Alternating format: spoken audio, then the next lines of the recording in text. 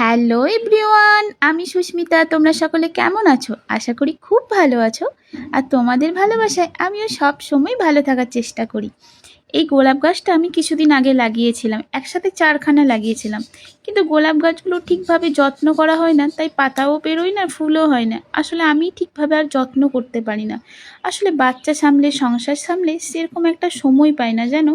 আর সকালে উঠেই তো রান্না করা, মামামকে স্কুল নিয়ে যাওয়া, সকালটা প্রচণ্ড খিচিপিচির মধ্যে যায়। এদিকে কিদুরি আলু ভাজা বসিয়েছিলাম, এদিকে পোস্ত করব এটা, আর মাছের ঝোল হবে। কারণ আমার ভাসুর স্কুল টিচার সকালে খেয়ে বেরোয়, তার জন্য তাড়াতাড়ি রান্না করতে হয়।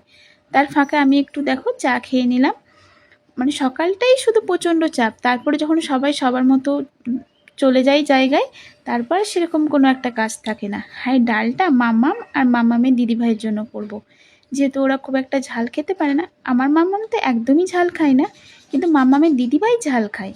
তাই ডালটাও আজকে নিরামিষ চুকবো। কেন জানো, আমার জায়ের আজকে নিরামিষ, কারণ আজকে হনুমানজির পুজো করে, তাই আর ডালটা পেঁয়াজ দিলাম না, এমনি নর্মালি ফোড়ন দিয়ে চোখে দিলাম। আর এদিকে মাছগুলো ভেজে নেব। সমস্ত নিরামিষ রান্নাগুলো আগে করে নিয়েছি, তারপর সবার শেষে মাছটা করছি। এদিকে দেখি মাম্মামও রেডি হয়ে গেছে।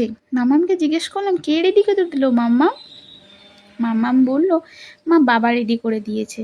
দেখছে আমার এদিকে দেরি হচ্ছে, তাই রেডি করিয়ে দিয়েছে। আর এদিকে দেখো জগন্নাথটা মাম্মামের স্কুলের হাতের কাজ, সেটা আজকে দিতে হবে, কারণ বৃহস্পতিবার রথযাত্রা, তাই ওরা ডেকোরেশন করবে এই সমস্ত জিনিস দিয়ে। সরি, জগন্নাথ না, ওটা সুভদ্রা ছিল, আমি ভুল করে জগন্নাথ বলে দিয়েছি।